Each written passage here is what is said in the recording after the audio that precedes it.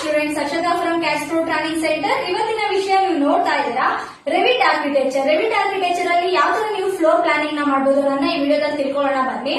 So ನಿಮ್ಗೆ ಇಲ್ಲಿ ಏನ್ ಕಾಣಿಸ್ತಾ ಇದೆ, ಈ ವಿಡಿಯೋ ಬಂದು ನಿಮ್ಗೆ ಫ್ಲೋ ಪ್ಲಾನಿಂಗ್. ಸೊ ಇಲ್ಲಿ ಏನೆಲ್ಲ ನೀವು ಕ್ರಿಯೇಷನ್ ಮಾಡ್ತೀರಾ ಅಂತ ಹೇಳಿದ್ರೆ, ಸೊ ನಿಮ್ಗೆ ಹಾಲ್ ಆಗಿರ್ಬೋದು, ಕಿಚನ್, ಟಿವಿ ಕ್ಯಾಬಿನೆಟ್, ಪ್ಲಸ್ ನಿಮ್ಗೆ ಯಾವ ತರ ಬೇಕು. ಸೊ ಮನೇಲಿ ನೀವು ಅನ್ಕೊಂಡಿರ್ತೀರಾ ಅಲ್ವಾ, ಸೊ ಮೆಟ್ಲು ಯಾವ ಕಡೆ ಬರ್ಬೇಕು, ಟಿವಿ ಯಾವ ಕಡೆ ಬರ್ಬೇಕು, ಮತ್ತೆ ಡೈನಿಂಗ್ ಹಾಲ್ ಯಾವ ಕಡೆ ಬರ್ಬೇಕು, ನಮ್ಮ ಹಾಲ್ ಯಾವ ತರ ಬರ್ಬೇಕು, ಪ್ರತಿಯೊಂದು ಕೂಡ ನಿಮ್ಗೆ ಇದರಲ್ಲಿ ಕ್ರಿಯೇಷನ್ಸ್ ಆಗುತ್ತೆ ಒಂದು ಫ್ಲೋರ್ ಪ್ಲಾನಿಂಗ್ ಅಲ್ಲಿ. ಮತ್ತೆ ಇದನ್ನ 3D ವ್ಯೂಸ್ ಅಲ್ಲಿ ಯಾವ ತರ ಬರುತ್ತೆ ಅನ್ನೋದು ನೀವು ಇದ್ರಲ್ಲಿ ಕಲ್ತ್ಕೊಂತೀರಾ. ನೋಡಿ, ಈಗ ಕಾಣಿಸ್ತಿದೆ ಅಲ್ವಾ ಡಿಸೈನಿಂಗ್, ಇದು ಕಂಪ್ಲೀಟ್ಲಿ ನಿಮ್ಗೆ 3D ಬರುತ್ತೆ. ಏನೊಂದು ಫ್ಲೋರ್ ಪ್ಲಾನಿಂಗ್ ಮಾಡಿರ್ತೀರಾ, ಸೊ ಅದರಲ್ಲಿ ನಿಮ್ಗೆ ನೋಡಿ ಇವಾಗ ಪ್ರತಿಯೊಂದು ಕೂಡ ನೀವು ಟಾಪ್ ವ್ಯೂ ಅಲ್ಲಿ ನೋಡಬಹುದು, ಸೈಡ್ ವ್ಯೂ ಅಲ್ಲಿ ನೋಡಬಹುದು.